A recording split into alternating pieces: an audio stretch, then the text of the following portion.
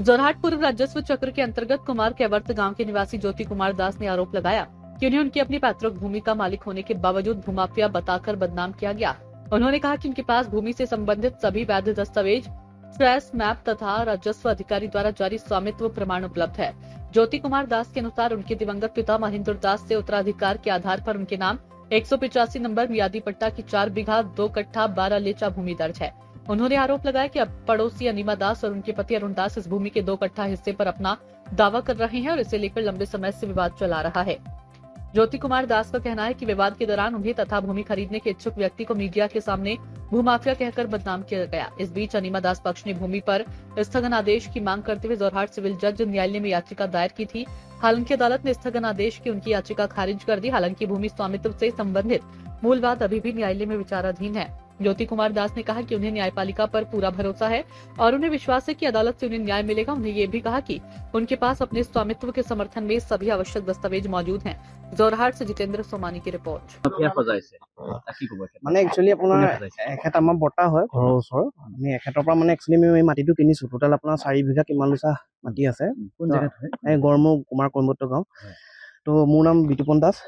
তো আমি আমাৰ মামা, আমাৰ দাদা, আমাৰ মামী, আমাৰ ফেমিলি মেম্বাৰখিনি একচুয়ালি মিলি পেলাই আমি মাটিখিনি কিনিছো তেখেতৰ পৰা। তো এইখিনি মাটি মানে এখেতৰ পৈতৃক সম্পত্তি। তো এখেতৰ লগত আমাৰ অলৰেডি সীমা এটা লাগি আছে। তো আমাৰ সীমাৰ বেক চাইডৰ মাটি হয় এইখিনি। তো আমি এইখিনি মাটি কিনিছো। তো আমাৰ চাইডৰ যিঘৰ মানুহ অনিমা দাস বুলি কয়, অৰুণ দাস, তেখেতসকলো মানে এখেতৰ মাটি সীমাৰ লগতে লাগি আছে বস্তুটো।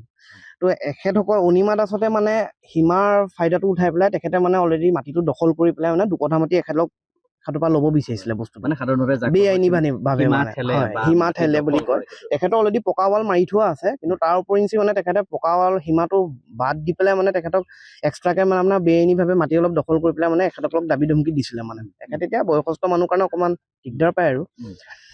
তো সেইটো ক্ষেত্ৰত মানে তেখেতে আমাক কোৰ্টত আমি কেছ এটাও দিছোঁ। কোৰ্টে অলৰেডি আমাক এইটো ডিক্লেৰেশ্যন দিলে যে মাটিটো আমাৰ দখলতে আছে, আমাৰ মাটি বুলিয়ে আছে। কিন্তু তেখেতে মানে বেআইনীভাৱে মানে ধৰি লওক আমি এতিয়া কিনিছোঁ কাৰণে আমাকে ভূমাফিয়া সজাই দিছে। কিবা কিবি মানে ধৰি লওক তেখেত মাইকী মানুহ, যিহেতু মাইকী মানুহ এইটো সুবিধা এটাও লয় তেখেতে।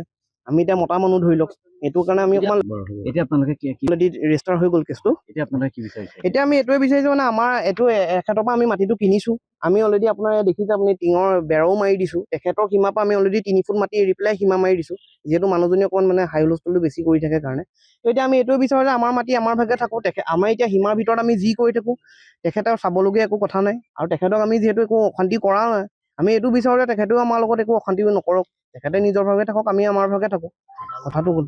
আৰু আমাৰ আদালতৰ ওপৰতো পুৰা বিশ্বাস আছে যে আমাৰ এইটো ক্ষেত্ৰত আমাক যথেষ্টখিনি সহায় কৰিব, আমাক ন্যায় প্ৰদান কৰিব বুলি আমি আশাবাদী। নমস্কাৰ, মোৰ নাম জ্যোতি কুমাৰ দাস। এই মাটিডোখৰ মোৰ হয়, মোৰ পৈতৃক সম্পত্তি হয়। মোৰ দেউতা মহেন্দ্ৰনাথ দাস, তেখেতৰ পৰা মই তেখেত এতিয়া বিয়োগ আছে, তেওঁলোক নাই এতিয়া। আজি 2-2.5 বছৰৰ পৰা এই মাটিটোৰ লগত অলপ অসুবিধা হৈ আছে। এই মানুহগৰাকীৰ ওচৰত দেখিছে, তেওঁলোকৰ মানে আমাৰ অসুবিধা তেওঁলোকে ক্লেইম কৰিছে তেওঁলোকৰ এইটো আছে বুলি কৈ কৈছে। 2 কঠা মাটি মানে তেওঁলোকে কাৰোবাৰ পৰা কিনিছে, মোৰ পৰা কিনা নাই। কিন্তু মোৰ আপোনাৰ মাটি আপোনাৰ পৰা কিনিছো, বেলেগৰ পৰা কিনিছো বুলি কয়। কিন্তু তাহাঁতি এতিয়া সেইটো মাটিৰ কাৰণে ভালেমান দেৰি আইনত মানে কোৰ্টত আমাৰ তেওঁলোকে কেছ দিছে। তাৰপিছত আমি কেছৰ পৰা কি হ'ল, এতিয়া মানে কোৰ্টে অৰ্ডাৰ দিছে যে এইটো খাৰিজ কৰা হৈছে। তদুপৰি তেওঁলোকে কেছৰ ওপৰত কিবা কিবি লগাই পেলাই বৰ অশান্তি কৰি আছে। এইটো কথা মানে আজি 2-2.5 বছৰৰ পৰা আমাৰ বৰ অশান্তি কৰিছে তেওঁলোকে, আৰু মানে এইটো এৰি দিয়া নাই। চক্ৰ বিষয়া কাৰ্যালয় আপোনাৰে মাটি বুলি কৈছে নেকি? হয়। আৰু কোৰ্টেও আৰু তেখেতলোকে আপোনাৰ মাটি মানে তেওঁলোকৰ কাগজ পত্ৰ নাই, তেওঁলোকৰ কাগজত নাই, দাবী কৰিছে যে আমাৰ মাটি বুলি পেলাই। দখল কৰিছে নেকি? দখল কৰিবলৈ আছিল নহয়, এই বেৰখন দেখিছে পিছফালে মোৰ ৱাল মৰা আছে, তেওঁলোকে কৰিছে বুলি কৈছে। কাগজ আগতে কি দখল কৰা হৈছিল? নাই, এটা কোৰ জুপি আছে, এইটো যি কৰিলে ভাল। কোন ঠাইত হয় জেগা?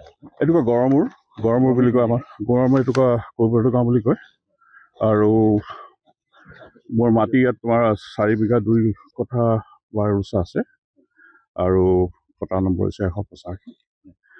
আৰু মোৰ পিতৃৰ পৰা এইটো পৈতৃক সম্পত্তি হিচাপে। আৰু এইটো তেওঁলোকে আজি 2-2.5 বছৰৰ পৰা কোৰ্টত মানে দিছে যে এইটো তাহাঁতি আমাৰ মহামান্য আদালতৰ ওপৰত সম্পূৰ্ণ আস্থা আছে আৰু বিশ্বাস আছে যে আমি ন্যায় লাভ কৰিম। আজি ডেট আছে, যিহেতু এইটো শেষ আজি। আৰু তাৰ ওপৰত আমি একেলগত এটা ক্ৰিমিনেল কেছ দি থৈছোঁ যে আমাক অপমান কৰিছে, ডিফেমেশ্যন কেছ যিটো কয়, মানহানি কৰিছে, ডিফেমেশ্যন কেছ কৰিছে। আৰু কাৰণ এইটো উচিত নহয়, মোৰে মাটি মোকে ভূমি বনালে কেনেকৈ হয়, সেইটো জানি শুনি কৰিব লাগে। লাগিছে নেকি আপোনাৰ? মোৰ এইটো বয়সত এইবিলাক শুনিব নাই ন, মইতো কাৰো বেইমানি কৰা নাই, বুজিছে নাই। এতিয়া মানে কথা বেচা কিনা কথা হৈ আছে, সেইটো গৈ পেলাই ৰৈ আছে কথা। যিটো প্ৰত্যেক তাৰপিছত তেওঁলোকে দখল ল'বলৈ চেষ্টা কৰিছে, এইটো কথা লাগে যিয়ে নহওক।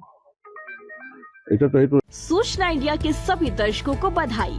अब आप सूचना इंडिया देख सकते हैं जियो टीवी चैनल नंबर 4053 पर भी। साथ ही सूचना इंडिया के सभी सोशल प्लेटफॉर्म इंस्टाग्राम, फेसबुक और ट्विटर से जुड़े और